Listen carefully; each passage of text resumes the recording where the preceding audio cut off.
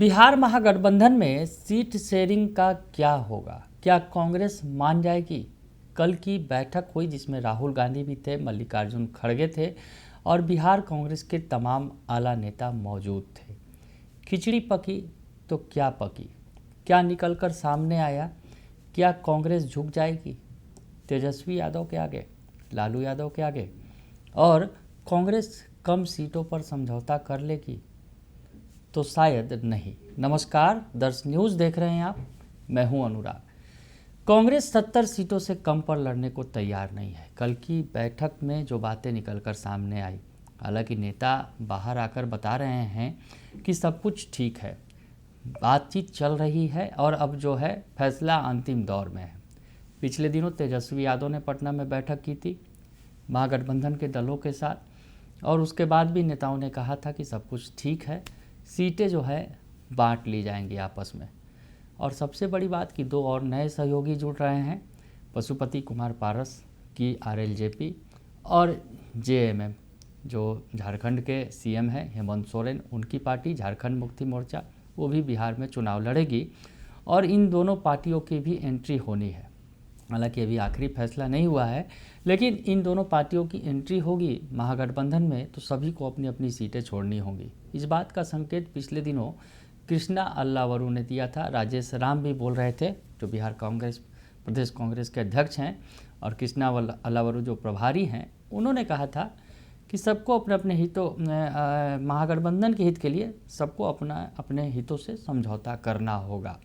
यानी संकेत था कि पीछे आने को तैयार हैं क्या। लेकिन कल की बैठक के बाद ये तय हो गया कि कांग्रेस 70 सीटों से नीचे आ जाएगी। ये बातें जो निकलकर सामने आ रही हैं बैठक के अंदर से कि कांग्रेस का जोश हाई है।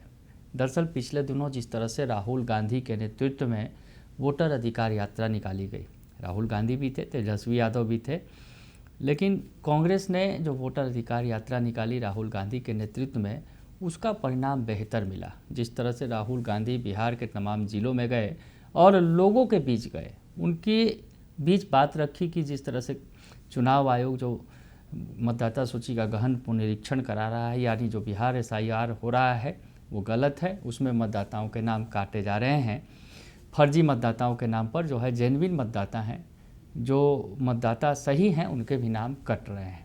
ये बातें रखी और इन बातों का पुरजोर समर्थन भी हुआ, भीड़ भी जुटी राहुल और तेजस्वी के इस रैली में, वोटर अधिकार यात्रा में, और जनता का समर्थन मिला। कांग्रेस का जोश आई है। कांग्रेस जो पिछले, अगर यूँ कहा जाए कि बिहार में आरजेडी की बैसाखी पर चल रही है, और पिछले 2020 के चुनाव में कांग्रेस को 70 सीटें दी गई थी, लेकिन परफॉर्मेंस बहुत ख़राब था। 70 में महज 19 सीटें कांग्रेस जीत सकी। 51 सीटों पर जो जीत हासिल नहीं हुई, 4 सीटों पर जमानत भी जब्त हो गई, और हालात ये हो गए कि 19 सीटें जीती और 19 में भी 2 जो विधायक हैं वो कांग्रेस छोड़ के चले गए। फिलहाल अभी कांग्रेस के 17 विधायक हैं। तो ऐसे में कांग्रेस चाहती है कि फिर से वही 70 सीटें हमें मिले ताकि हम बेहतर कर सकें। कांग्रेस का जनाधार बढ़ा है, कांग्रेस की ताकत बढ़ी है, ये कांग्रेस का मानना है। बैठक में जो बातें निकल कर सामने आई, कृष्णा अल्लावरू बाहर आए बैठक के बाद और उन्होंने बातें जो बताई, कहा कि बातें तय हो गई हैं, लेकिन अब जो फाइनल सब कुछ होगा तो वो बाद में जानकारी दी जाएगी, और किस तरह से कहाँ किसे लड़ाया जाए, कौन से प्रत्याशी मजबूत होंगे जिससे फ़ायदा होगा, वो जो है वो बातें भी तय की गई। और कांग्रेस की बैठक में सबसे बड़ी बात ये दिखी कि पप्पू यादव भी शामिल थे। जी हाँ, पप्पू यादव जो अब तक इग्नोर किए जा रहे थे, लेकिन कांग्रेस की जो स्क्रीनिंग कमेटी की बैठक हुई, कल कांग्रेस के आला नेता शामिल थे, जिसमें राहुल गांधी थे और कांग्रेस के राष्ट्रीय अध्यक्ष मल्लिकार्जुन खड़गे के अलावा जो बिहार कांग्रेस के नेता थे, जिसमें राजेश राम जो बिहार कांग्रेस के अध्यक्ष थे वो शामिल थे। उसके अलावा बिहार कांग्रेस के प्रभारी कृष्णा अल्लावरू थे। बिहार विधानसभा में जो कांग्रेस के नेता हैं शकील अहमद खान वो थे, और उसके अलावा विधान परिषद में जो नेता हैं कांग्रेस के मदन मोहन झा वो शामिल थे। तो बिहार के तमाम बड़े नेता शामिल थे और पप्पू यादव भी बैठक में शामिल थे। तो पप्पू यादव की एंट्री कांग्रेस के अंदर हो गई है, ये तो स्पष्ट हो गया है। भले ही पिछले दिनों तरह तरह की बातें आ रही थी, जिस तरह से पप्पू यादव को मंच पर जगह नहीं मिली थी तो फिर चर्चा होने लगी थी कि पप्पू यादव को कांग्रेस तरजीह नहीं दे रही है। लेकिन पप्पू यादव ने कहा था कि कांग्रेस पर उनका पूरा विश्वास है, भरोसा है राहुल गांधी और प्रियंका गांधी पर। तो पप्पू यादव बैठक में नज़र आए, तस्वीर बदली और पप्पू ने जो अपनी ताकत दिखाई थी, पप्पू यादव ने लोकसभा के चुनावों में अकेले बूते पर निर्दलीय चुनाव लड़ा था और जीत हासिल की थी, आरजेडी को धूल चटा दी थी। तो ऐसे में पप्पू यादव भी अब कांग्रेस के कार्यकर्ता के तौर पर, बड़े नेता के तौर पर खड़े हैं।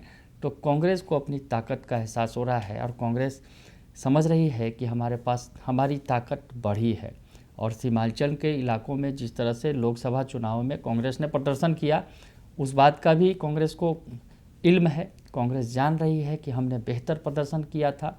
और जिस तरह से यात्रा के बाद एक माहौल बना है कांग्रेस के पक्ष में, कांग्रेस के नेता उत्साहित हैं और कह रहे हैं कि यही मौका है, मौका हाथ से जाने नहीं देना है। तो ऐसे में क्या 70 सीटें जो कांग्रेस के कोटे की थी, 2020 में कांग्रेस ने चुनाव लड़ा था 70 सीटों पर, भले ही परफॉर्मेंस की अगर बात करें तो परफॉर्मेंस काफ़ी ख़राब था। और ये भी कहा गया कि तेजस्वी यादव अगर 2020 में सीएम नहीं बन सके तो उसकी वजह कांग्रेस थी।